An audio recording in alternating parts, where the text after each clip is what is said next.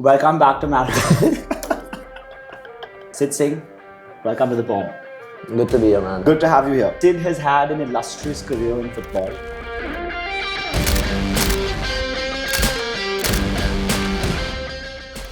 You're far too kind. I am far too kind.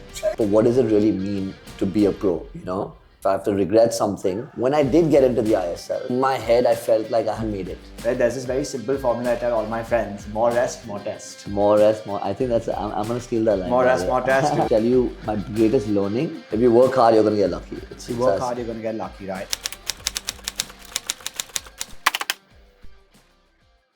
Action.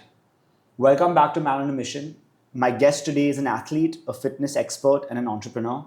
Sid Singh, Siddy, welcome to the pod. Happy to be here, man. This is the third time we're doing this, but okay.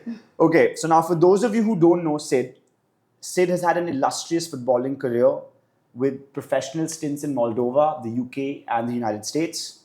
Sid has played in the Indian Super League, which is the pinnacle of Indian football for Jamshedpur FC.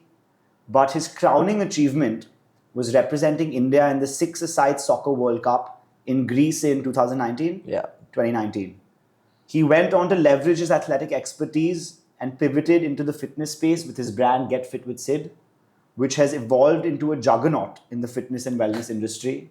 He has grown and built a successful brand, and we have a lot to learn from Sid. Sid is also a teammate of mine, a close personal friend, and like a brother to me. So I am so happy to have you here, mate. I'm very excited. Let's get started. Thanks for the intro. You're far too kind. I am far too kind. Before we get started, it's a Sunday afternoon. How was your weekend, man? It's been good. It's been good? It's been relaxing. Good, just a relaxing Just- weekend. I've not done much. I've stayed home, worked out. Yeah, been a good guy. Been a good guy. Been a good guy. Prepping for today. Prepping for today, dude. Okay, so I briefly summarized, the overall highlights of your footballing journey. Can you elaborate on it in your own words? That was a pretty decent introduction. Okay. But to put it simply, I went to Cathedral, you went to Mary's, you know how it is. I wanted to be a footballer the second I kicked the ball. And I made up my mind when I was like 6 that, this is what I'm going to do. And funnily, I've never changed it. And I went through the process of school, college, everything that I did from the start till when I actually turned pro was purely to make it as a professional. And obviously, lots of sacrifice came with it. From schooling, one part of it was that my mom's like, you have to get an education. So I went to college. I did my university as well.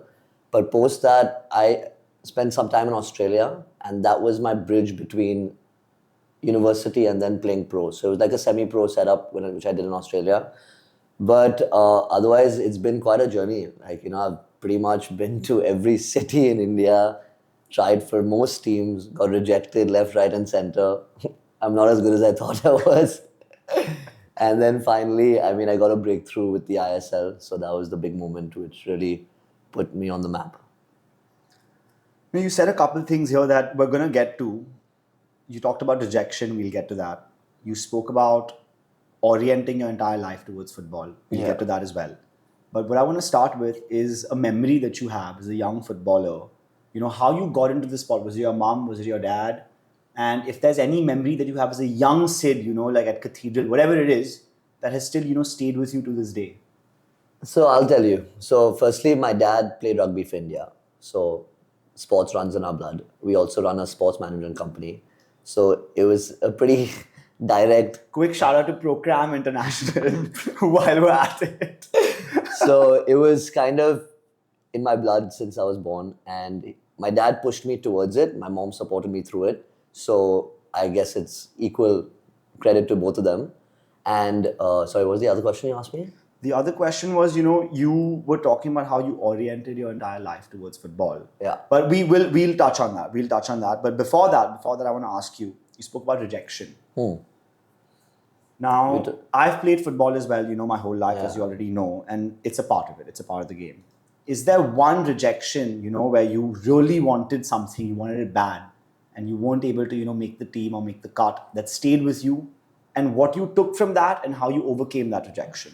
So, firstly, I didn't get rejected at all till I was. Finally, I swear, I got into every single team that I wanted to be in, every trial, everything. I'm not saying I'm good, but that's what happened. Yeah.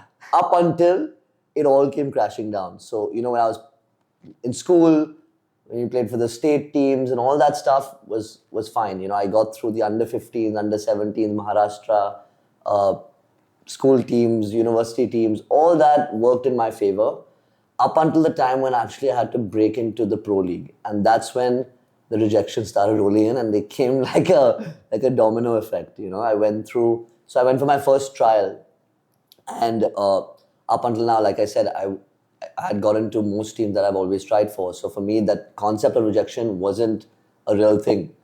And I go here and I thought I fairly had a decent trial. But when it came down to actually understanding how I did, and these are professional coaches we're talking about, right? And when I went and got feedback, I spent a week, and this was in a team called Salgaonkar. Salgaonkar. Yeah. Is that in the I-League? It was in the I-League at the time, and this in Goa. And I spent a week in Goa training with them. He told me, why don't you stay for another week? I spent another week. And finally, he was like, you know what, Sid, you're good, but you're not going to cut it for us this year. Keep working hard. And that concept just didn't make sense to me. I was like, what? I was like, I've never been rejected, from a team where, for me, it's like, I worked so hard, I'm going to get it, But this was the first slap on my face. And then I go home with my tail between my legs, completely humbled. And I was like, shit. Like, fuck, like what just happened? And after that, it just became harder and harder. I got rejected, I think, from 15 teams after that, across India. I went to every state, from Kashmir to East Bengal to Calcutta. I went to every single state, and I actually had some good trials and some average trials, but funnily, nothing ever worked in my favor. Nothing turned out, whether it was my position which was filled, whether I just wasn't good enough for the team, whether it was I just got rejection after rejection. It actually made me question whether what I'm doing makes sense, or whether my career's reached a point where it's not going to go any further. I made it, I played at a decent level when I was in school, and maybe I had to call it and throw in the towel. You thought you hit your ceiling. I thought I hit my ceiling, But then, of course, one thing which I didn't let, I used to continuously just work hard and manifest it. I think that's where you just need that one lucky trial, test, breakthrough, which just, puts you, and fortunately it came for me. It's a principle that applies in all aspects of Yeah, life. 100%. You have to persevere until you get to that point where you have that one little lucky break. I mean, if you work hard, you're going to get lucky. If you work hard, you're going to get lucky, right? And then your big break, as you said, came in the ISL. Correct. Talk about your time in the ISL. What was that like? So ISL was the first real professional experience that I had. And that's what in my head being a pro footballer was all about. Everything that I manifested in terms of I want to play pro, but what does it really mean to be a pro, And the one thing which for me, which if I have to regret something, was that when I did get into the ISL, in my head, I felt like I had made it. And that was the worst thing because it took my foot off the gas. Complacency is the killer. It killed me. And I wouldn't say it killed me, but it definitely killed a certain amount of hunger which I had previously, because I was like, oh shit, I'm pro now, Like I was saying, for me, my first real professional experience was the ISL. And when I did break into it, I realized, you're living a life of a professional sportsman. There's a lot more to it, and it's your duty to yourself to, stay in a certain discipline. I lived in Jamshedpur for those 7 months, and it wasn't easy. What people feel from a glorified pro footballer perspective, it's not like that. It's a lonely, hardcore disciplined life. You're basically just eating, sleeping, recovering, and training. And when it comes to compromising your entire social life, it's only your team, it's who you're traveling with. And To be honest, I used to think, how in school your teammates are your closest friends. That's not really how it was for me in the ISL because over there, even though they're your teammates, they're your biggest competition.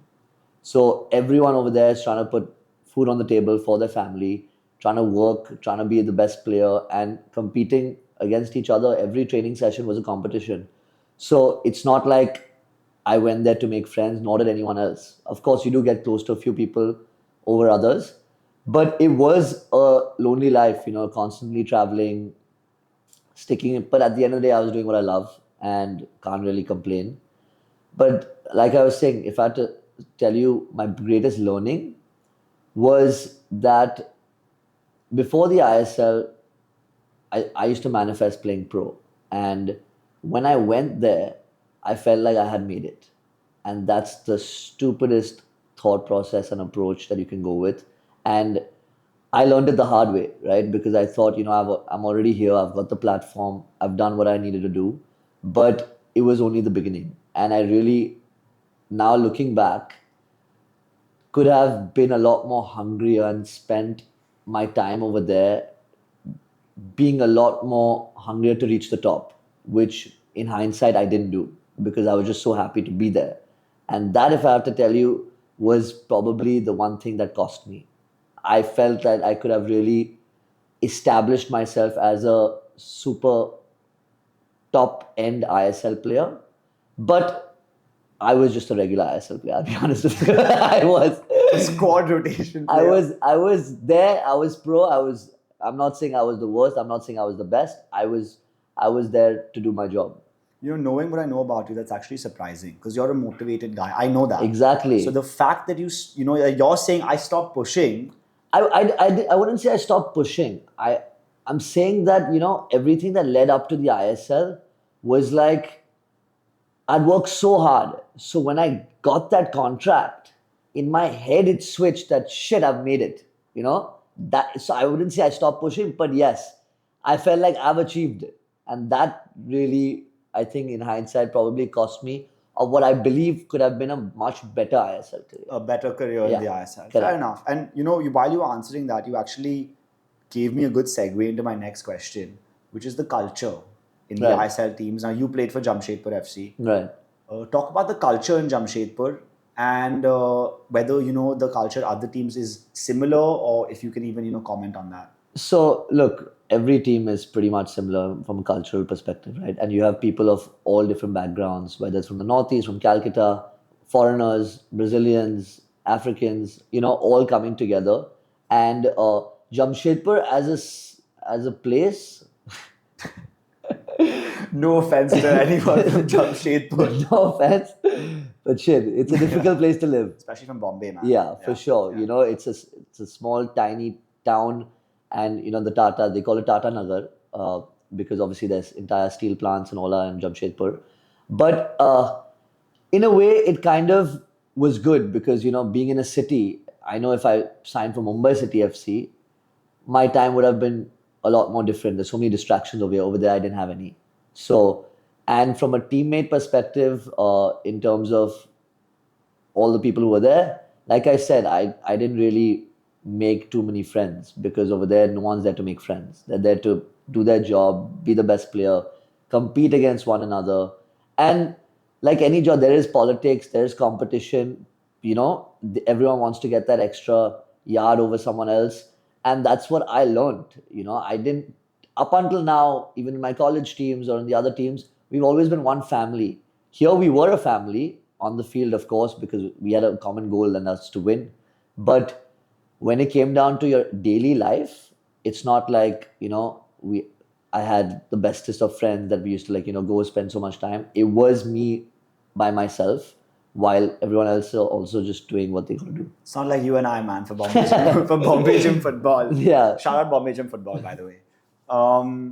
That's interesting, man. I mean, fair enough, because it's like you said, every single person there is really that's their bread and butter, that's their livelihood. 100%, yeah. So whatever advantage you can get. But it goes to show for the younger people listening, it's not like your school teams or your college teams. No.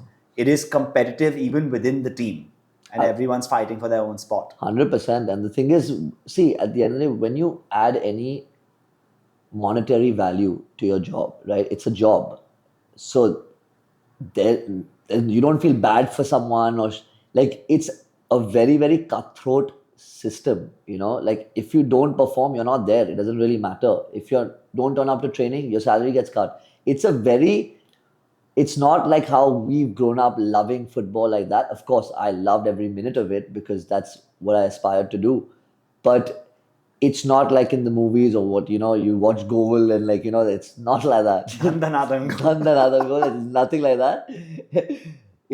And even like, you have to turn up to training, you have to always be on it. And I've got my coach, like, I really looked up to him. I still look up to him, Steve Coppell. And, he was he played for United as well. He played for England. And he really mentored me a lot. But at the same time, however good a person he was off the pitch, on the pitch, I mean, I've got a fair, like, if something's not going his way, and if I'm not delivering, or if anyone else is not delivering, he won't shy away to, give it to you straight. He'll let you know. He'll let you know, and because at the end of the day, it's his job too, and he needs to deliver. So no one really, no one cares about anyone's emotions. No one cares about this psychological side of anything. They're just there to perform, and that's, I mean, as it should be. But I learned it while living, and my first season was a huge learning for me in many fronts. Now, you were just talking about, again, you've played in every city in India, or, like a lot of them, you've played in the ISL. And you've played, more importantly, also in other countries. I spoke about Moldova, Australia, United Right. Kingdom, United States. In terms of footballing infrastructure, what are the big differences that you marked between India, football in India, and football abroad? It's quite straightforward. Like, I mean, you've also played in the States, I know, for the people that don't know, what's it like? What's the difference? In the UK, in the US, I mean, even high school teams have 15 football fields, right? It's part of their culture. Over here, I mean, it's sad to say, but most of the infrastructure and budgeting has gone towards cricket, which obviously is our first sport. But because of that, it's really compromised the growth of football in the country, right? I mean, if you don't have the basic grounds to train on, in in America and England, you can just take your ball, go to any ground and just start training. Here, you have to book a cooperage, and where do you even go? And most people don't have. I mean, we're fortunate that we have access to a few grounds like Bombay Gym and places where we can actually work if we want to. But for others, I'm just trying to figure out if you really want to train and make it and get better, where do you even go? So infrastructurally, we are not just behind, we're far behind. And if we don't do anything about it, we'll always be in this situation. Because how else are you supposed to improve if you don't have the infrastructure to do it? Right. And I mean, especially because you and I, like, we love the game. We want to see our country improve. 100%. Hopefully in the next, coming decade or so, India can start catching So up. the ISL did bring about certain changes, but at the highest level, right? I'm talking about the grassroots. Grassroots. That's where the That's change where is it's at. Exactly. Right? So of course, I played on some superb pitches. I'm being honest. Like, so even in Calcutta, Salt Lake Stadium, in Kerala, in Northeast, there's some really, really good pitches, and they're professionally maintained, professionally done. But at the same time, like I said, how often do you get that opportunity, and who gets that opportunity? You just spoke about pitches, and I didn't have this question written down, but I'm glad that you brought it up. As a player for Jamshedpur FC, what team or what fan base would you say is the best in the ISL in terms of passion? Jamshedpur was good. To be fair, they used to pack up a 25-seater stadium, 25,000-seater stadium every single game. That's big for India. That's huge for India. But you can't compare it to a Kerala Blasters or Kerala Blasters is probably the craziest. I mean, that atmosphere is something else. I mean, I've never been part of that atmosphere ever, and the fans are crazy. Over there, footballers are celebrities, right? In Kerala and the South, it's sort of like a religion. Like Calcutta. Calcutta is also the next bit, and Northeast. Mumbai, of course, is far behind because we have so many other things, Bollywood, cricket, all that stuff. But in Kerala, like the footballers, and I know because one of my teammates was in Kerala the previous year, he couldn't even walk to the mall. I mean, he used to get mobbed. And that's honestly unheard of for a football player. For a football player, exactly. But I mean, yeah, I guess, in the South, that's where football is big and that's why it's thriving over there, right? Yeah, for sure. You've touched on your time at the ISL, Yeah. but, you've talked about this to me about, the honor and privilege it feels to represent India. And that's something that most people, never have the chance of doing. So what does it feel like to represent your country on the international stage? So, I mean, obviously, that's for me. I had two dreams. One was obviously to play pro, and second was to own that India jersey. And I unfortunately could not represent India on the 11-a-side stage because for that, it's not easy at all. You have to perform and be in the ISL playing at the highest level for multiple years to even be considered into that system of breaking the India camp and making it to the team. But I was fortunate and lucky to get an opportunity to be a part of the squad that went for the six-a-side World Cup. And we've also always grown up playing five-a-side, six-a-side, seven-a-side. So for me, it's natural to adapt to that game. And once this opportunity came, and it's really weird. It's like you say, you put it out there in the universe, and it just comes to you somehow. And it just came to me, and I grabbed it. And before I knew it, we were already in Greece. We were part of the contingent. Our group, our group games was we had Russia, Moldova, and Peru in our group. We didn't qualify, but still we put up a fair fight. And against Peru, we even drew 2-2, and that's where I scored. So that actually is a defining moment for me. When I Sid Singh, international goal scorer. We add that to the resume. So that one goal I scored, I keep posting on Instagram. The same highlight again. On Republic Day, on Independence Day. I love my India. I love scoring. India. It just keeps going on. That's funny, dude. That's funny. But tell me, what was it like, man, when tell us about the goal and what it felt like immediately after scoring. People want to know. So it is a very patriotic feeling, especially when you have the Indian national anthem playing, and you are representing the country, right? And you are on a stage which is international, which is global, where you have countries all over coming there. And to be honest, it didn't really sink in. I just went there, I was just doing what I do. It happened so fast. The opportunity, us training, selections, going there, competing. Before I realized it, I couldn't fathom at that point that, I'm playing against a Peru, I'm playing for India, I've got the flag on my chest. It didn't make sense to me at that point. Now looking back, like I said, I keep posting the same thing over and over. But now looking back, I'm like, you know what? It was a big deal. At that point, it was just that, okay, an opportunity's come, I'm going, and I'm going to try to do the best I can. And I actually took my learnings from the ISL, and I didn't get complacent this time, So I did go there with a hunger mentality to, want to do things, prove myself, play freely, play the football that I know I can play. And like I said, I got lucky enough to score a goal also. And that great feeling, man. I'm sure. It was a good feeling, yeah. Now let's fast forward to the present. Okay. And this segment, I think a lot of people will actually learn from, because you right now are undergoing a massive rehab process for an ACL injury. So tell us about how you got injured, what that felt like, and just the process in general. So you were right there. I was right there. I was right behind you. You were literally right there when this whole thing happened. But for those who didn't know, we play for Bombay Gymkhana, and we were in our playoff game. It was our first playoff game. We did well in the season. We topped the table. Top the table. Yes. Undefeated. Yeah. And we qualified for the playoff, and we were playing against a team called India on Track. And in fact, it was actually a 1-1 draw at the time. Last 5 minutes, I got into a 50-50 with the keeper. And unfortunately, I nicked the ball half a second before he got to the ball, so he got to my knee.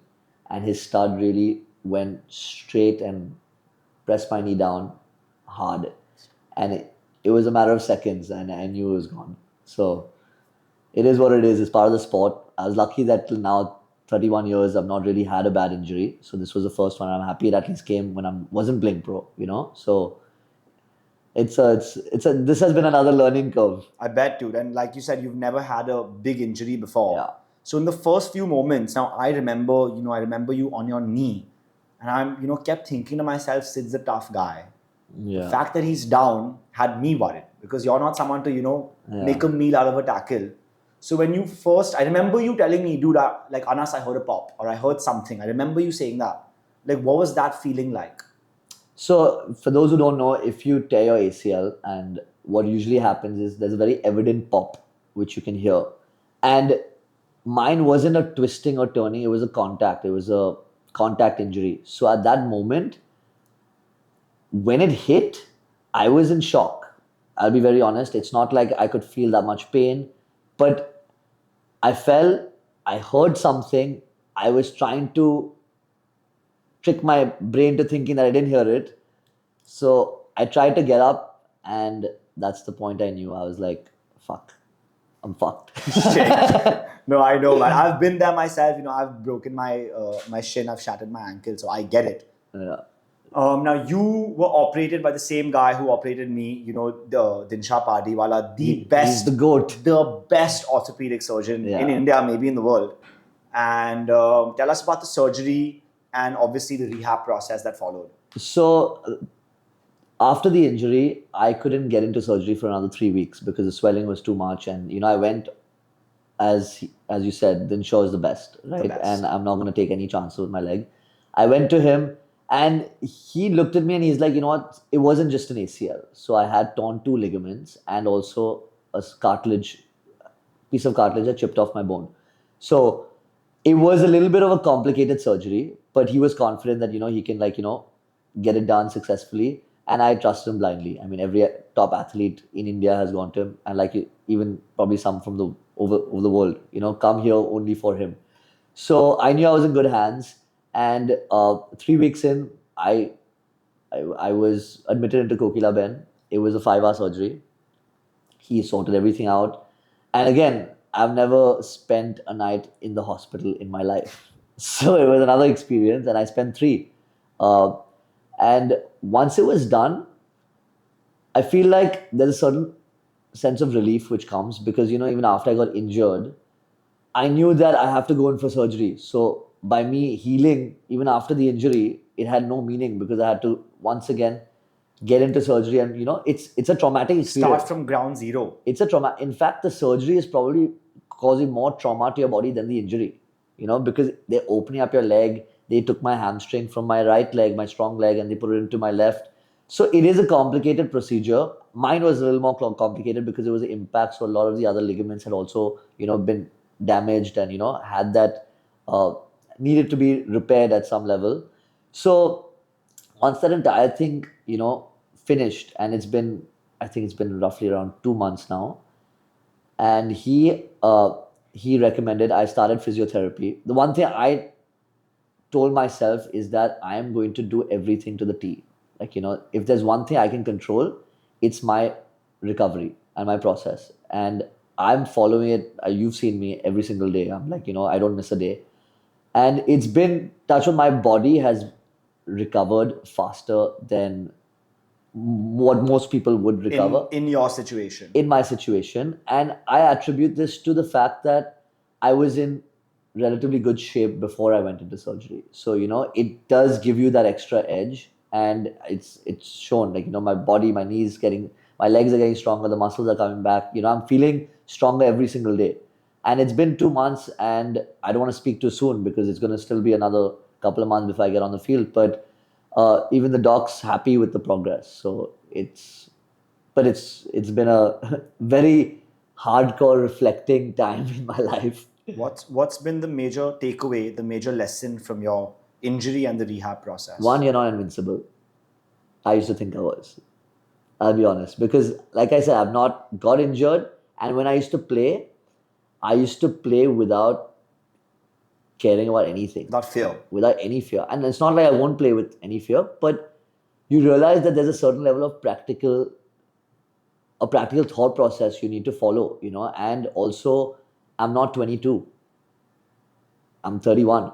And, if I want to enjoy the sport, which I love, for the next 8-10 years, I need to be a little smart and adapt the way I also go about things.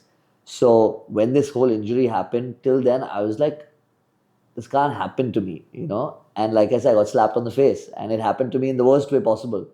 So it was a learning curve, but again, I used it as another challenge. Like I said, right, for me, it's all about setting goals, creating another challenge. My challenge is how do I get back as quickly as possible and be the best at that, you know? So I made that my mission, which is why you're saying, you know, the recovery has been, touch wood, good so far. And it's about playing the cards you're dealt like they're the cards you wanted in the first place, Yeah, right? exactly. Making the best of a bad situation. And this touches on the next topic, which is the role of psychology and the importance of the mental aspect of the game.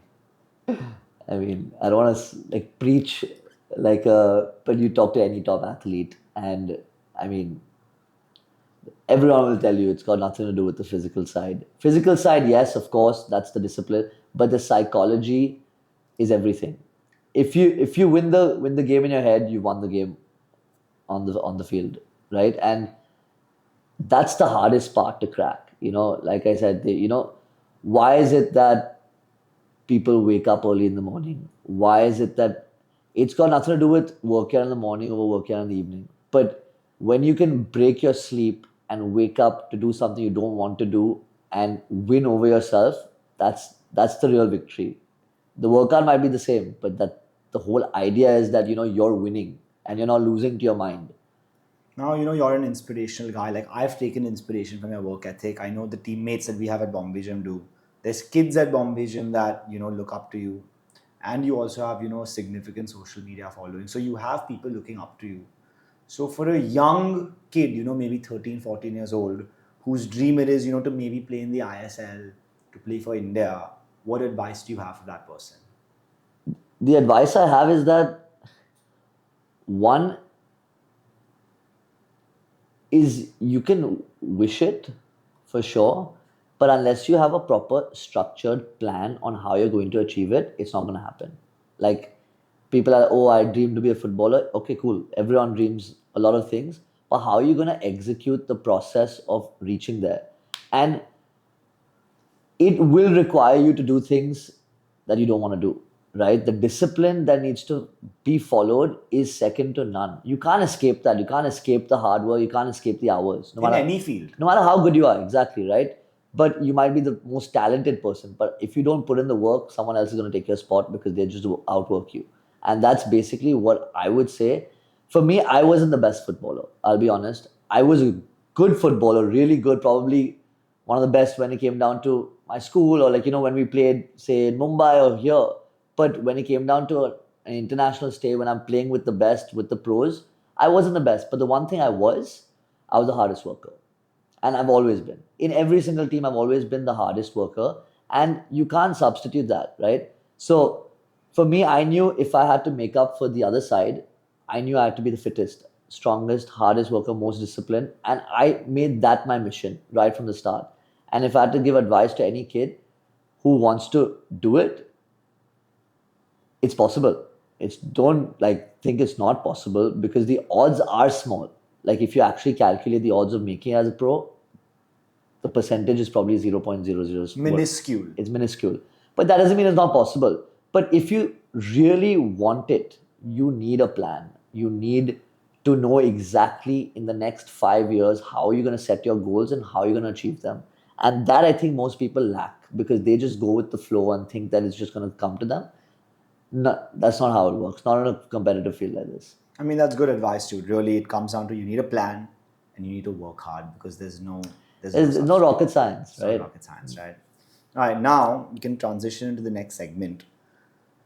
You played football 25 years, like really seriously, professionally even, and then you started your transition into the fitness space. Right. So, talk about that transition and what prompted it. So, I mean, actually, just leading our previous question, I said I was not the best footballer, right? But I was the fittest because that was in my hands. You're gifted with certain technical abilities, you can work on them. But fitness was something which I was always, it just came to me naturally. Since I was a kid, I used to make sure that, I want to be the number one, number two, or number three fittest in any team I ever played. That was my goal, right? And I worked towards it right from the start. And fuck, I forgot what he said. Fuck, I forgot what you said. Just going on and on. I'm just rambling now. You're talking about, okay, my what my prompted the transition transition? to get fit with Sid. So once I stopped playing, fitness was a natural extension of what I did, right? So for me, when I then came back, joined my family business, right? I had this itch that, I want to share the wealth that I've learned over the years with people who I care about. And that's actually how it started. It started off as a passion. It didn't start off, it started a passion project. I say, you know what? I think people have just got it all wrong. Because one, they just don't know what they're doing. Like whether from a health, fitness, anything perspective, they have no goals that they're setting. Like anything in life, you have a plan. And I wanted to come in here to give people a plan which works. And that's how I kind of started the whole concept of boot camps, etc. Because the idea was that I was like, you know what, let me teach them how to really train, how to recover, and how to do it like a pro athlete. Because just because you're not pro, just because you're an amateur, doesn't mean you can't train or live like a pro. That's what I wanted to bring, and that's what prompted the whole starting of Get Fit with Sid. I like that philosophy. Just because you're not a professional athlete doesn't mean that you can't live like a professional Correct. athlete. Yeah. And speaking of, like, what are some of the non-negotiable tenets in your life for living that sort of, fitness-oriented, wellness-oriented life? I mean, it's well, one, like you said, it's discipline, it's consistency. I say it's on my Instagram. I posted consistency is the key. You need to do it every single day, or I mean, of course, you can take your break days and all. Rest is also part of the process, but the idea is that it needs to be part of your life. And I don't know why people, the benefits are just so much just by living a healthy, fit life. I don't know why everyone's just not doing it. Isn't doing it. It's mind boggling to me when I see someone who's just, I mean, obviously everyone has vices which they do, which is fine, but God knows we have our own. but at the same time, I mean, overall, it's your duty to yourself. I mean, it's your duty to be a fit, healthy person. It's your duty because it'll just make you overall in every aspect of life a better person. You'll have mental clarity, physical clarity, you look better, your confidence goes up. Every your energy levels go up. I mean, you don't want to be that person who's going to have issues when you're 30, 40, 50. You want to, and these are most of the issues these days are self-induced. They don't just come because of old age. It's because of a certain lifestyle that they follow. And I came here, and my whole Get Fit with Sid was to help people. That was the idea. And the concept of making it into a business was not there first. It was just, you know what, I've come here. I want to do something to give back. We'll talk about your entrepreneurship journey. But before that, I want to touch on this thing that you brought up. Well, there's two things really.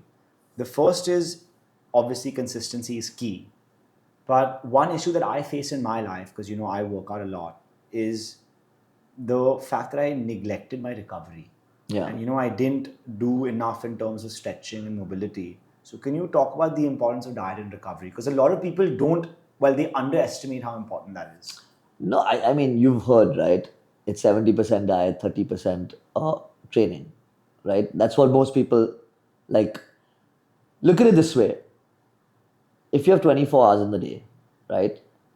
How much of that time are you spending sleeping? Say 10 hours, 8 hours. Ideally 8 or more. 8 to 10 if you're lucky. Ideally, right? right. But 8 hours is 1/3 your day you're spending sleeping, right? So that's how important recovery is. Then you're eating how many times a day? 3 times for most 4 people. times. How many 4 times? times. How many times are you training? Once, right? So if you actually break it up, you're training 1 hour a day, one on one, and that too. I'm being optimistic that most people won't even get that 1 hour of training, right? But you spend so much time sleeping. That's how important it is from an overall macro perspective to your life.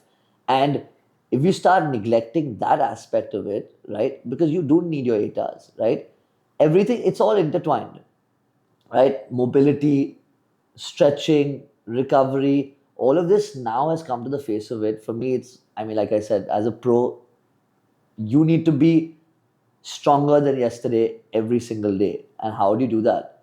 You need to recover, you need to eat well, you need to have the right amount of protein and rest and sleep and ice baths. You can't expect that for everyone who doesn't live a pro life, a pro sportsman's life. But the importance is, it's grave, and you people only understand that after they get injured, right? And After it's too late. after it's too late, right? Because there's so many biomechanical issues when you start neglecting your posture, your issues, your hips, which get tight, and you'll be surprised because most injuries are again self-induced, right? Or Yours wasn't. but but in most circumstances, when you pull a hamstring, it's because, say, your hips are tight. It's got nothing to do with your hamstring not being strong enough. It's usually an overcompensating muscle because you're not mobile enough, you're not flexible enough. And that's where I personally dedicate 30 minutes for, you've seen me, right? I have an entire routine. And again, I tell people, just make it a routine, because then you won't miss it. If it's part of your life, you won't miss it. Right, that's something I also have now started stressing in my life. I work out an hour a day, roughly an hour and a half. But 15 minutes before and 15 minutes after to warm up and cool down, I've found has had exponential benefits sure. for me physically. But you spoke about the importance of sleep. Now, I know and you know that we live in this hustle culture of, bro, I'm operating on 6 hours of sleep, or I'm operating on 4, and, I'm hustling. Yeah. But what people don't realize, especially as men, that the amount of sleep you get and the quality of sleep you get is directly proportional to the testosterone levels. Right? There's this very simple formula I tell all my friends: more rest, more test. But talk about that, man. Talk about the importance of sleep. I don't think people emphasize it enough. So, like I said, I mean, more rest, more. I think I'm gonna steal that line. More rest, more test. There we go. I'm gonna put it as my next caption on Instagram. But I mean, like you said, I think you've hit it nail on the head, right? Because your body only recovers when you sleep, right? So these 4 hours hustle culture and all, that's fine, because if you start making a lifestyle, you'll realize that eventually you're going to deteriorate, right? So it's up to you. Do you wanna go this way, or do you want to go this way? And by overworking so I have this thing. I don't believe in overtraining. I believe in under recovery. And I think recovery is also subjective to people, right? Some people require less recovery, some people require more, right? It's again subjective. So for me, there have been days where, there have been months where I've only taken 2 rest days. But I do follow an active recovery, whether it's even swimming or cycling or something. I'm moving, but at the same time, I know that I don't need more than those 2 rest days. But I do listen to my body. It's about listening to your body. And sleep, it's a non-negotiable. It's meant, we're created for 8 hours of sleep, Everyone who's working, training, there's a reason why it's the 8-8-8 split, right? So because it's so important for you in every sense, from to recover your muscles, mentally, you'll be surprised when people are sleep deprived. See, there's a study done on sleep deprivation and the impacts it has on diseases, on health, on muscle growth, in everything. So, sleep is probably, if you ask me, more important than the training aspect. There's this guy I follow, I'm sure you know about him as well, Brian Johnson. Yeah. Who talks about the closest we can come to being superhuman is getting good sleep. I think, again, people don't emphasize it enough, but it should be. You also spoke about the importance of diet and protein. How much protein is because I know this and you know the answer to this, but how much protein does the average person require for, optimal muscle growth or just to sustain a healthy life? We know it's different for men and women, but how much protein do they need? You'll have different people tell you different things, but the ballpark figure of, it's usually, if you're training, I say it's 1 gram per pound of body weight.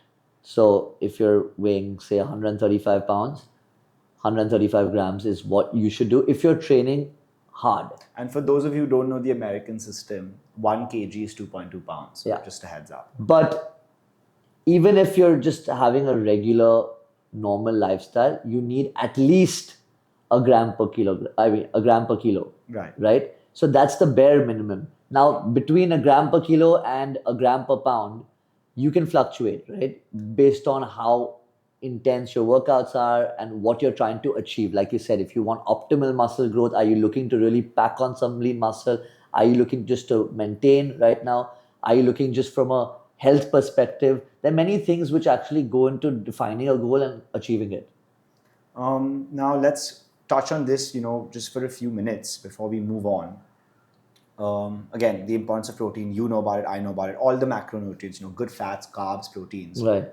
But bro, we live in a country where a lot of people, most people are Vegetarian. vegetarians. Now, you and I aren't. But for the vegetarians, like any advice for your vegetarian clients that you can share with the public at large to get their protein? Yeah, so I have a lot of vegetarian clients. And you know what? They all start with, oh, I'm a vegetarian, I don't get enough protein.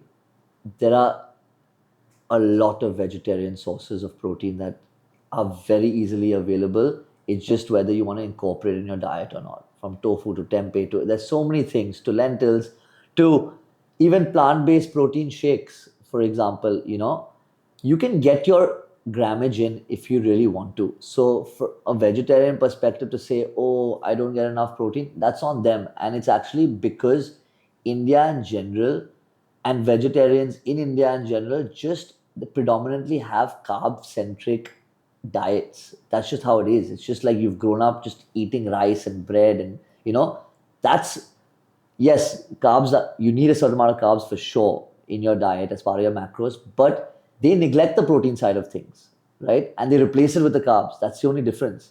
So for me, I'm just like, restructure your entire kitchen, right? Have your carbs, but where's your source of protein? Your plate should have that balance of macros, and being a vegetarian is not an excuse not to get that in. And well, for those vegetarians that don't know how to go about it, you can hit up Get Fit with Sid. Okay, so now most people, Siddhi, complain about a lack of time. That's the thing, people work their 9-to-5 jobs, whatever it is. Yeah. So what are the incremental changes an average office worker can implement in their life to just live a healthier life and just a better quality of life? So firstly, there is no lack of time, right? It's just about a choice. And I genuinely believe that our society is just really lazy. The concept of hard work just does not exist. So when it comes down, it's how badly do you want it, right? Of course, there's certain ways in which, ideally speaking, there are hacks which you can do even when you're in office, right? Stay active when you're on the phone. Keep walking, cover your steps. People say keep that 10,000 steps. 10,000 steps. 10,000 steps a day. Yeah, fair. At the end of the day, you're being active. It's healthy for you. It's good.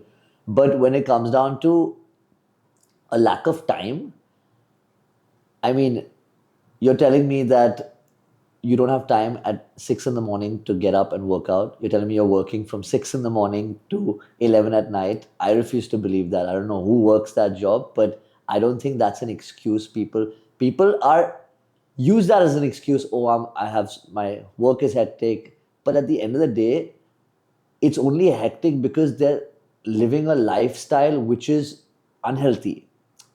Technically speaking, if they start working out, if they start living a healthier lifestyle, the work which they consider so hectic, or the 8 hours or 10 hours in office, is actually, you'll have way more energy to work out. It's a catch-22 situation. It's like, if you're actually waking up in the morning, your day goes better, you finish your workout, you'll be surprised the amount of energy you'll have through your day while you're at work as well. And of course, in work, now, again, what I find with most clients and a lot of people actually is that everyone's posture is messed up. And that's because, we work desk jobs, your shoulders are rolled forward. Behind camera, everybody fixes their posture. Yeah, a little bit. that's usually how it works. But if you actually look at most people, they're always front dominant, which basically means their shoulders are always rolled forward. So 90% of them will start getting neck pains or shoulder pains. This is because, one, like you say, they don't focus on certain mobility and obviously their lifestyle, right? And that's where, to correct those issues, there's so many things which I recommend my clients to do. First thing in the morning, from a stretching perspective, you don't have to do a workout. It's just you have to dedicate 60 minutes to yourself every single day. Now, what those 60 minutes are, whether it's a yoga, whether it's just stretching and mobility, whether it's working out, whether it's going for a run, whether it's playing a sport, it's something that you need to do for yourself. So I refuse to believe that time constraint is an issue. It's just excuses. It's just an excuse. And prioritization, right? Absolutely. It's interesting, man. All right, let's move on. The last, little bit that I want to talk to you about. And I think that this is the one part of your life that you entered into, and one avenue that you were really a rookie, because again, you've played football your whole life. Right. You know enough about fitness because you learn. I know, and when you're around a team, the physios, they teach you about how to be fit, all of those things. But one thing that you didn't know about when you ventured into it was business and entrepreneurship. Right. So talk about your entrepreneurship journey, and the process of starting a business and starting Get Fit with Sid. So, as I said, I didn't start Get Fit with Sid with the thought process of make it into a business. I started as a passion project to help people, right? And it was a learn as you go journey. I'll be very honest. And in fact, because I enjoyed what I was doing, it didn't become in my head that this can be it wasn't a job. I was just doing this because that's what I wanted to do. And the process very organically became into when I started seeing traction, right? And once I started off with boot camps, right? And the reason being because in boot camps you can get, it's a community, right? Many people come and I can give them an experience which they probably not got before, because whether people don't know how to train, and I was like, let me give you a professional experience, a framework, and I wanted them to come to my boot camp and enjoy the process of working out. And that's how it began. Without realizing it, my boot camp started, numbers started to pick up and word started to spread, and again, it all started organically, word of mouth. And 1 year in, I started to realize that, there is a lot of scope of actually making this into something bigger. And yes, of course, from a business side as well. And, my family is in sports management. Business also runs in my blood, studied that. So I understand the concept of making a brand, and that's something which, and Get Fit with Sid was a personal brand, Now I want to make it a lot bigger. It's not just about me, it's about making a much larger difference. And the journey, it's been, I think, about 4.5, 5 years now. And we've, without realizing, touched and possibly changed over 1,000 lives. 1,000 lives. Yeah. It's a lot of lives, man. That's a lot of lives. It's a lot of lives. And the exponential benefits of that, right? You've directly impacted 1,000 people. Who knows how many people they've impacted, Exactly. Just from the lessons they've learned 100%. from you. But were there any struggles, especially in the early days, in terms of setting it up and, again, you said it grew organically, but were there any struggles that you faced? I mean, you're always going to face struggles, right? If you're going to have competition, number one, right? So once I started boot camp, then I realized that the trend of boot camp started growing all over, right? And many people were, trying to build their own boot camps, etc. And that's fine, because in fact, I people think it's competition. I think that it's amazing for anyone who gets into the space of fitness, because they're helping more people live a healthier life. So for me, I'm like, you're doing good. So, I don't look at it as competition. But challenges, yes, like any business, it's going to have teething issues. You're going to have, it's not easy to retain your clients. It's not easy to, and in the field that I'm in, you need one client to say something bad. Even if 100 say good things, it's just that one client that says something bad, which can, ruin your reputation. So, certain things you have to, it's a learning curve. That's how entrepreneurship is. And it's been a slow journey. It's not like overnight I had a massive community. That's not really how it is. But I was at it. And I was at it not because I didn't want to give up, but it was because I genuinely enjoyed what I was doing, and I got a certain level of fulfillment from helping, even just changing one person's life gave me so much fulfillment. So I was like, you know what? Why would I stop it? So for me, that's how it kind of started. And then it just pioneered into something which today I feel that there's a reasonable community that, we've built, and, we're doing good. You are doing well, man. I mean, see, 1,000 people is not an insignificant number of people. That's a lot of people. That is, yeah.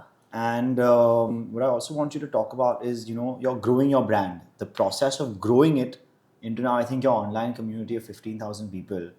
And, one thing you said to me earlier is 15,000 isn't that many followers. But the way I like to think of it is, imagine if you were in an auditorium with 15,000 people. That's a lot of people sitting and listening and following you. So talk to me about growing your brand and the importance of social media in all of that.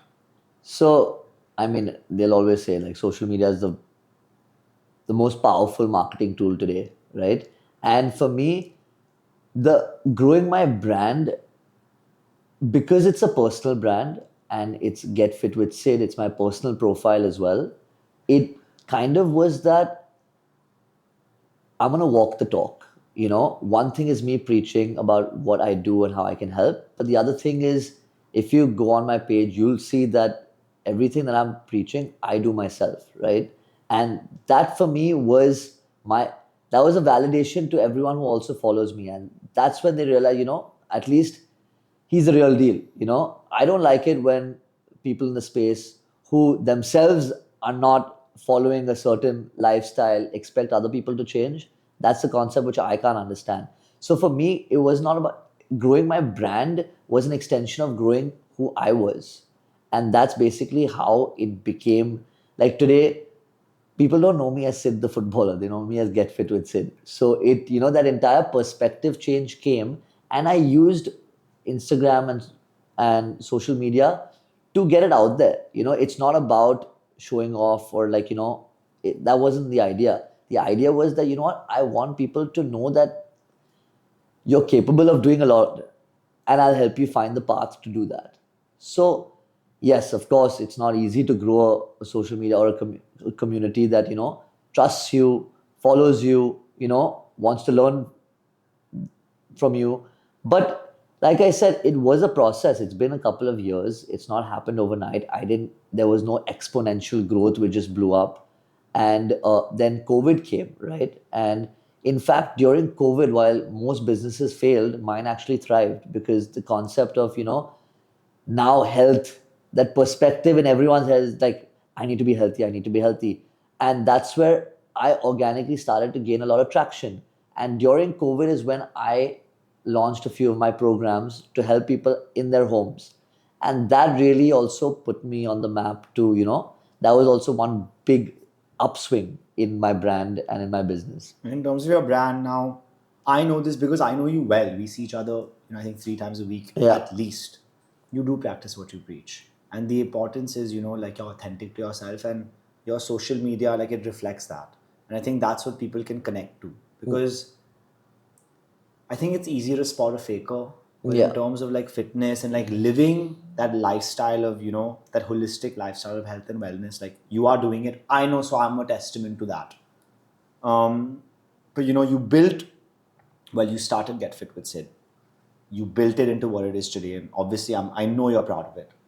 But you're now getting to a point where that brand has evolved into, your next venture, which I want to talk about. And we can talk about it because even though you haven't launched it yet, this podcast will come after that venture as well. So you can talk about it freely. So tell us about your new venture, because, I think that, I'm excited for it. I know you are. So talk about that, man. So, like I said, Get Fit with Sid is an extension to me, right? And till now, it's a personal brand which has touched a lot of people, but it's somehow always been connected to Sid, right? I've been part of the process. Now, my next venture, or rather, it's a next step, it's an evolution of Get Fit with Sid into a larger and bigger entity, which is bigger than me. It's standing for the philosophies that I've always believed in, and it's a brand which I can tell you like now. So the brand is built on four pillars: the pillars of lifestyle, L, inspiration, I, growth, G, and aspiration, A. So it's, when you read it, it spells Liga.